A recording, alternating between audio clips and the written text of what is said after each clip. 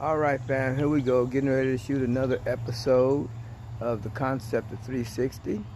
This episode is called Porter's Portable Power Plant. It's all solar, it's run off of solar energy, and I will demonstrate. All right, here's an overview of the demonstration on this power plant, portable power plant. So when you're off grid or at the lake or camping or whatever, this is very useful. And I got my panel attached, and I also have my power inverter attached also.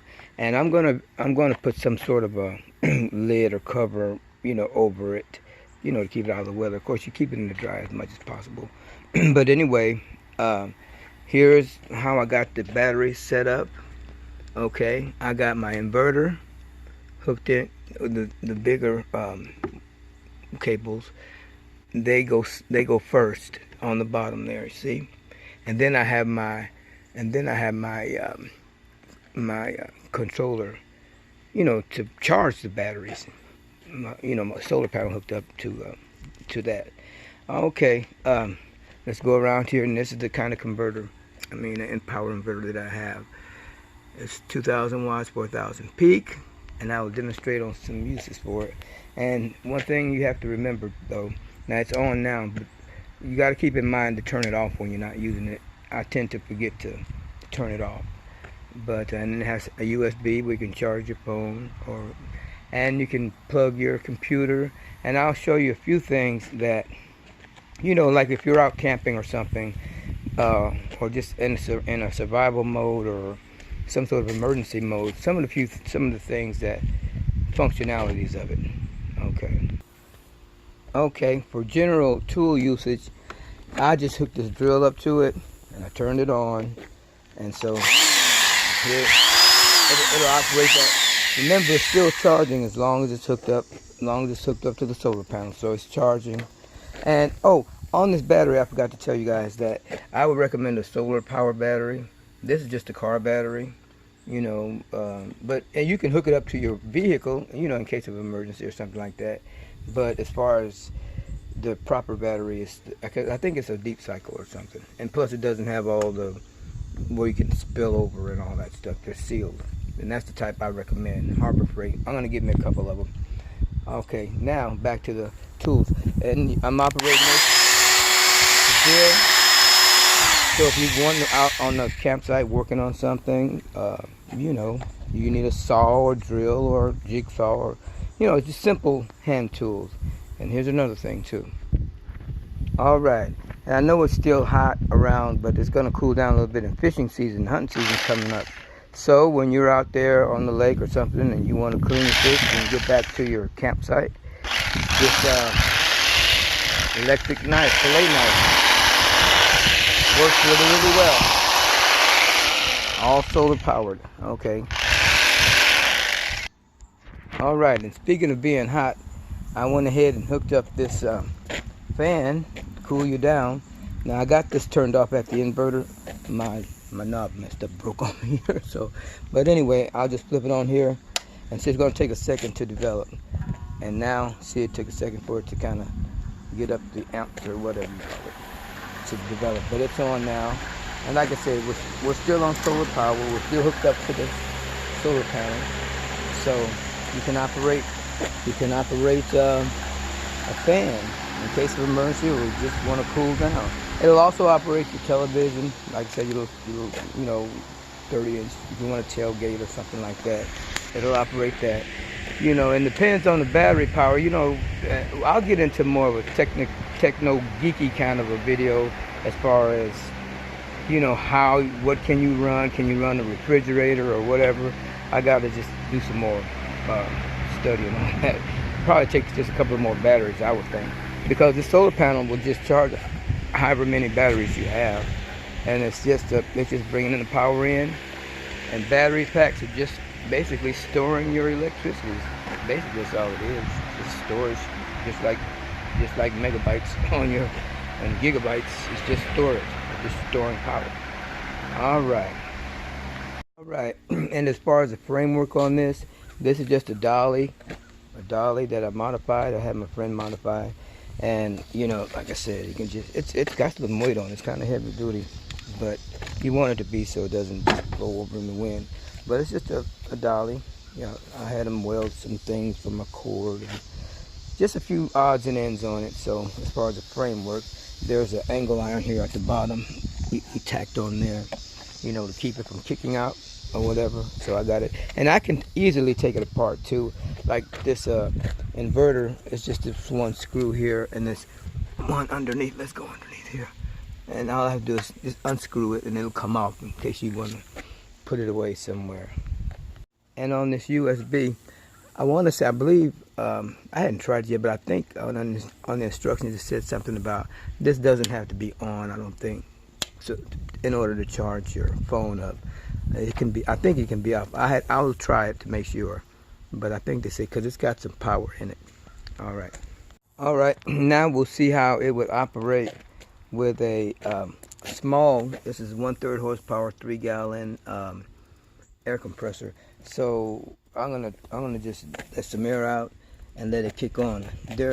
I'm at just over 100 pounds pressure in it now, and so I'm gonna just do the release valve. So watch the noise, and then it's gonna.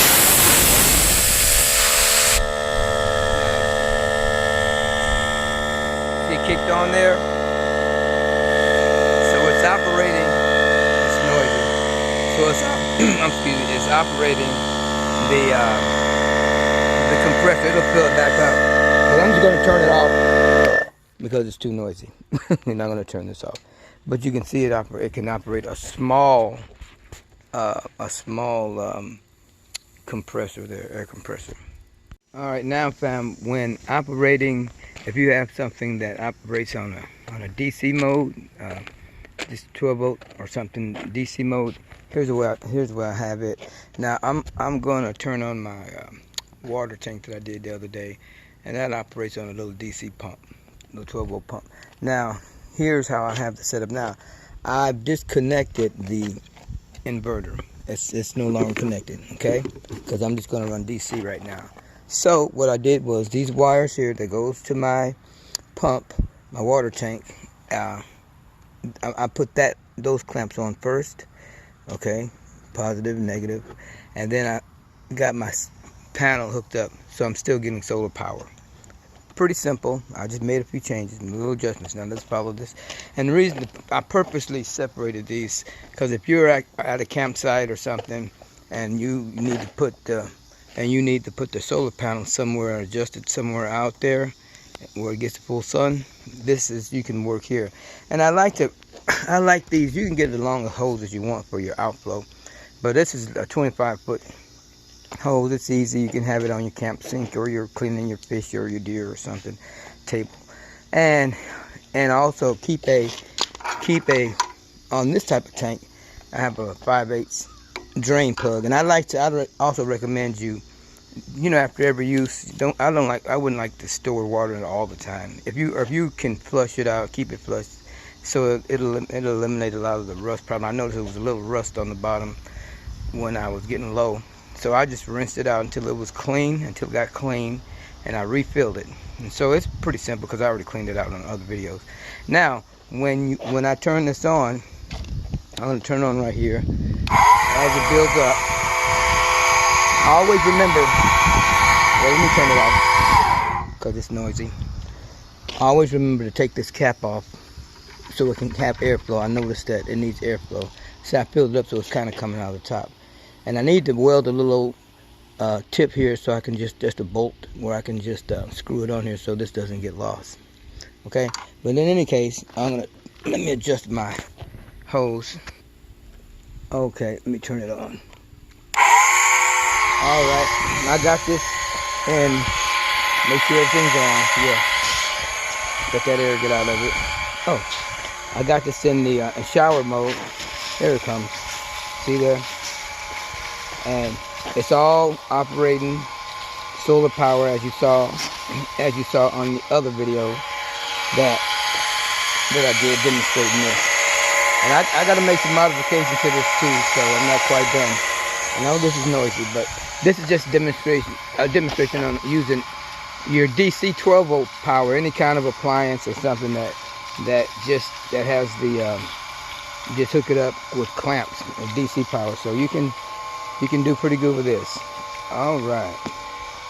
Okay, fam. So this thing does charge your phone. I got it hooked up to my phone now, and this power isn't on. It's off. So the power, it's hooked up to the battery, so it's just taking the little power out of the battery, and it'll charge your phone up, your iPad or whatever. So yes, it does work without the switch being on. To power your tools or knives or whatever. All right. Okay, and one more thing about this tank. It weighs, when it's a 7-gallon tank, and it's 8.3 pounds something per gallon. But anyway, it's close to 70 pounds of water in here. And I weighed the tank empty the other day, and it was about 30 pounds. So you're looking at about 100 pounds with this being full, with this tank being full. So I would recommend you water, filling it to where as close as you can to where you're going to be using it. I mean, you can drag it around, but it's not hard, but it's, don't work if you don't have to. Work smart, not hard, but it's about 100 pounds roughly when it's all said and done. All right.